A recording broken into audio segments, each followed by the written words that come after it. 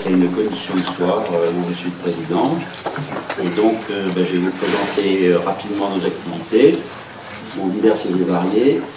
Donc, alors d'abord, ce que nous faisons, de façon générale, la préservation et la mise en valeur du patrimoine aéronautique et spatial français.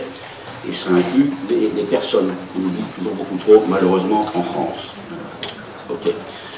Alors, au niveau des publications, c'est divers et variés. Bon, par exemple, dans le cadre de l'association Héritage, qui est d'ailleurs représentée ici, Airbus Héritage, on assure la traçabilité des anniversaires divers et variés de toutes les sociétés qui ont abouti aujourd'hui à Airbus côté France. On fait également des courriers des lecteurs, parce que malheureusement, comme vous le savez, souvent il y a des erreurs dans les revues. Et donc, vous voyez que c'est très varié. Il y a eu des commentaires, notamment sur Claude Geiger, et il y a un journal anglais qui a dit qu'il n'avait jamais volé dans l'espace. C'est assez intéressant, quand même. Il a volé 2 fois. Ok, je passe. Nos amis d'Aérocosmos aussi. Alors, un aspect intéressant, il y a la revue L'Herme qui devait publier un numéro spécial sur Saint-Exupéry, et donc on nous avait demandé de faire ce qui n'avait jamais été fait, c'est-à-dire un article relativement détaillé sur la partie aéronautique du pilote Saint-Exupéry. Et donc j'avais pas mal travaillé dessus, notamment pour la première fois, j'avais fait une synthèse de l'extraordinaire identification de l'avion Syntex, puisque j'ai fait partie de l'équipe. Et là, au 2e degré, puisque là vous avez l'équipe du 1er degré, donc les fameux éléments du F5B. Le chef de projet, c'est celui qui est à gauche, Castellano. Le pêcheur Jean-Claude Bianco est assis à gauche. Et celui qui avait les éléments de l'avion depuis très longtemps, mais qui ne le savait pas, c'est Luc Morel, qui est derrière, au fond. Donc il ne savait pas que c'était un F5. Donc on est en train de rechercher un nouvel éditeur. C'est pour le compte d'Alain Virconlet, qui est un historien spécialisé de la famille du côté de Consuelo. Alors nous avons de nombreuses conférences faites par la plupart de nos membres, donc vous avez ici une liste. Alors il y a eu une conférence notamment, puisque l'année dernière c'était le centenaire de l'avion de chasse. Vous avez ici, j'incite bien, le système de tir à la Garros, c'était bien une déflexion de balles, 0 synchronisation, comme encore quelqu'un l'a dit récemment. Et donc le Morane Saunier L.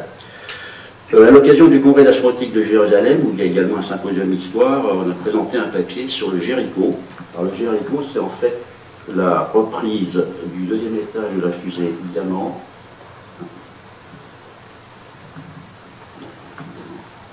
Voilà. Donc l'héritage de la fusée Diamant, qui a été donné à Israël via Dassault. Bon, c'est pas très aéronautique, mais c'est quand même intéressant d'en parler. Il y a eu un certain nombre de conférences sur le sujet de l'aviation en 1915, dans le cadre de la Première Guerre mondiale. Et là, on est à la croisée des chemins entre atlantique et astronautique cette année. C'est un énorme centenaire qui, malheureusement, pour l'instant, est passé complètement inaperçu. On va essayer de faire des choses à la croisée. C'est donc la première utilisation au monde de fusée depuis un avion. Et pas n'importe quand, puisque c'était pour l'inauguration de la bataille du fort de Douaumont. Il y a donc 8 Nieuport, 10 plans Nieuport qui ont décollé, chacun équipé de 8 fusées Le Prieur, un marin d'ailleurs, encore 8. C'est l'inventeur du scaphandre autonome, Le Prieur. Et donc, quelques minutes après, il y a 6 Draken allemands qui étaient en flammes au sol, et donc les Allemands ont perdu leurs yeux. C'est une première mondiale, non seulement au niveau aérospatial, mais au niveau de l'art de la guerre. Et donc, on va commémorer ça.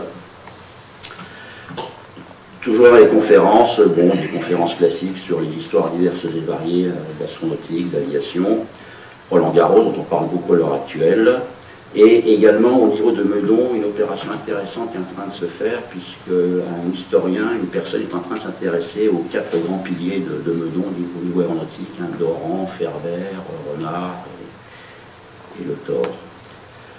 Vous avez ici la photo des premières fusées à étage, puisque c'est encore un Français qui a fait ça, c'est Louis Damblanc. Il y aura d'ailleurs un livre qui sortira probablement l'année prochaine sur le sujet. Alors par contre, c'est pas Damblanc sur la photo.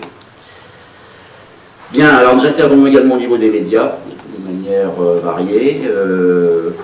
Je dirais que ce qui est intéressant, c'est que la BBC France a sorti une série de 52 minutes, très intéressant. Ça a commencé l'année dernière par Saint-Exupéry, ça continue cette année avec Garros et Mermoz. Vous voyez, on commence à progresser en matière de transmission du savoir. Alors donc l'une de nos spécialités, c'est l'organisation de colloques historiques internationaux, qui souvent d'ailleurs sont révolutionnaires. Vous allez voir qu'il y a eu un événement très important. Alors ça, c'était en association avec l'Aéroclub de France. Donc voilà le logo de la CRM, société qui a été spécialement créée par le général pour avoir les missiles en temps et en or avec la bombe dessus. Et ce qui est assez peu connu, c'est que ça a commencé par l'essai d'abord de l'ogive, qui s'appelle le V8 sous un vautour. Et en plus, ça s'est passé dans un endroit assez improbable pour la plupart des gens, puisque ça s'est passé à Cannes. Alors, quelques belles photos de l'équipe. Bon,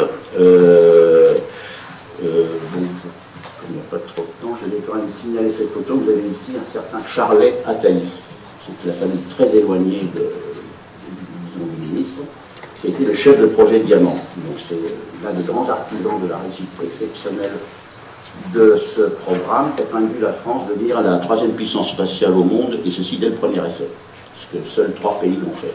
Et en plus, nous sommes les seuls à avoir réussi nos 4 tirs. Donc nous avons été, là encore, les meilleurs au monde.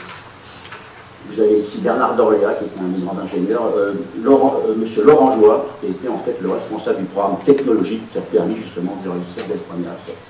Et ici, Georges Estibal de Matra, puisque le satellite était fait par Matra. Alors, à l'occasion de ce colloque, nous avons appris à pas mal de gens étonnés que Charlet Attali avait commencé sur les avions, et notamment sur le concurrent du Mirage 4. Et peu de gens savent que le concurrent en question, le Super Vautour, a atteint ce stade. Il était presque terminé. Charlet a également travaillé sur la Caravelle. Et alors, le scoop du colloque, comme souvent on a découvert tout à fait par hasard que Charlet Attali, dont la veuve est toujours vivante à Jérusalem, et je l'ai rencontré à l'occasion du congrès, et tout simplement les pères des drones israéliens. Donc c'est un Français.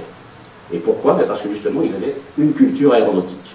Et au moment où il y avait besoin d'avoir des drones. Et la preuve, alors je n'ai pas encore la preuve formelle, en plus vous avez cet Israël, donc vous imaginez qu'on n'a pas tous les documents et les archives tout de suite. Hein.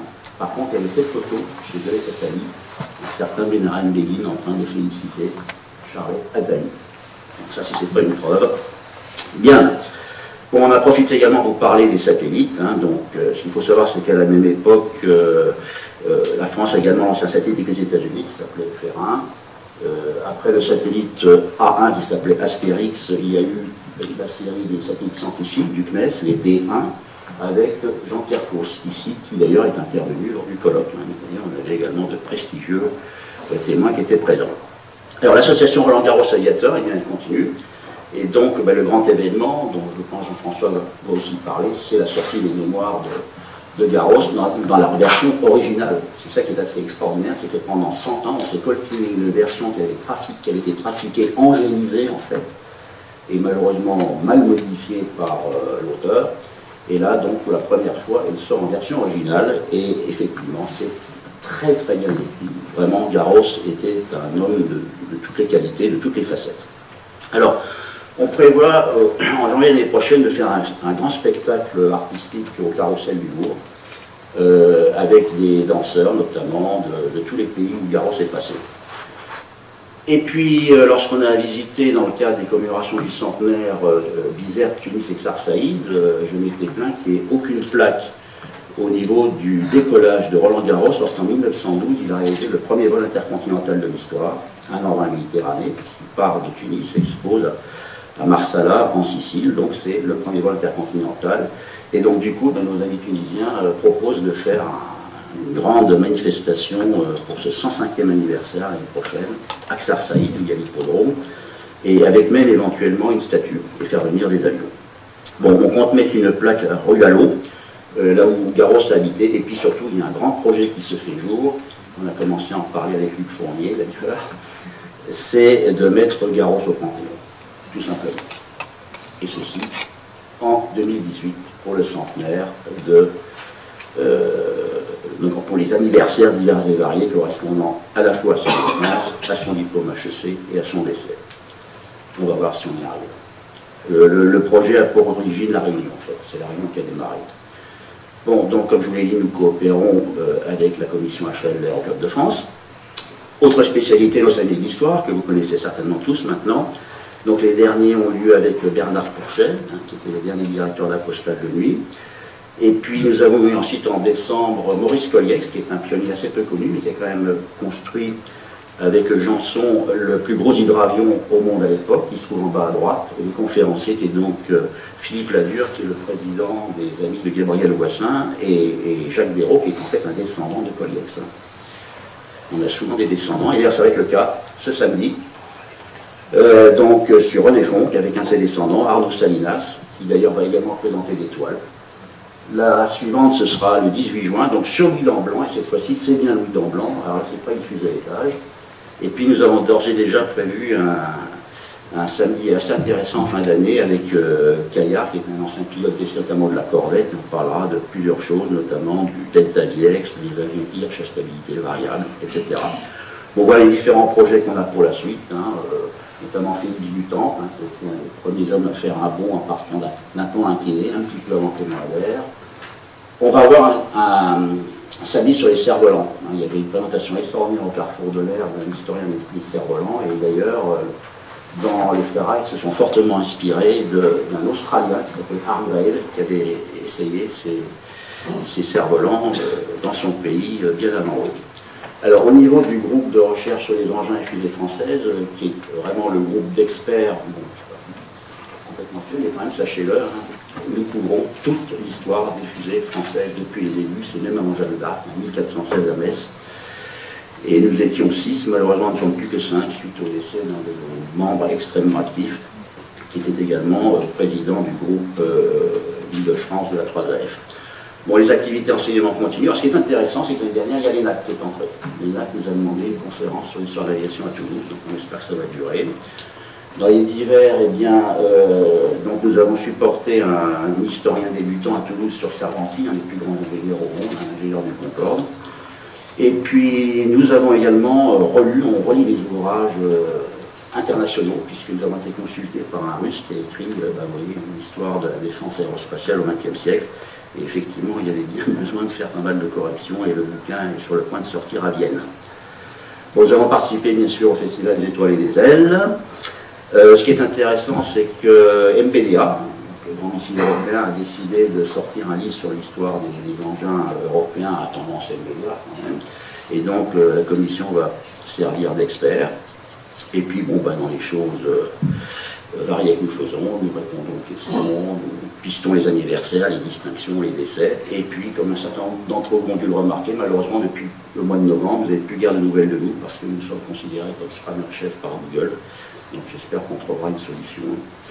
Alors pour la suite, ce qui est prévu, une conférence intéressante à Meaux, puisque cette conférence aura lieu le jour de la finale. Donc, il y a la conférence, et le conférencier doit s'arrêter au moment des premières balles qui sont tapées sur le cours. C'est un concept original. Bon, le congrès d'astronautique a lieu au Mexique, et ce sera l'occasion d'ailleurs de resserrer les liens également au niveau aéronautique. Là, on est en train de progresser sur Garros au Mexique, n'est-ce pas? Vers la fin de l'année, au mois de novembre, il y aura une grande manifestation, vous voyez, 29 octobre, 13 novembre, à Buc et à Jouy, liée autour de la Première Guerre mondiale, avec table ronde à laquelle on participera. Et puis donc, nous prévoyons alors le colloque Le Prieur cette année, bien sûr, le colloque sur l'avion de chasse, le centenaire, qu'on espérait faire l'année dernière. Bon, maintenant, on devrait avoir une salle. Donc là, ce seront des choses très intéressantes. Il y aura sûrement des nouveautés, comme d'habitude. Et puis, nous travaillons notamment avec la NORA, pour mettre enfin une plaque commémorative, là où pour la première fois dans l'histoire, une V2 est tombée, c'est-à-dire à Paris, et non pas à Le Mans, et en tuant non pas 6 personnes, comme on l'a dit, pendant 50 ans, mais 7. Il était temps de les honorer. Donc, brièvement, je parle de nos amis de Berre. Là aussi, reconstitution d'avions. Ils sont en train de refaire un Morane-Souriel, donc le premier avion de chasse.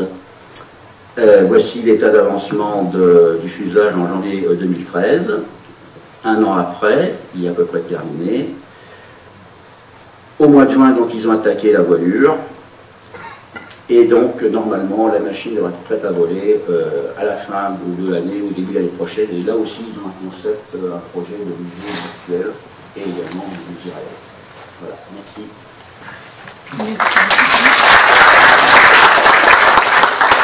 Je vois que les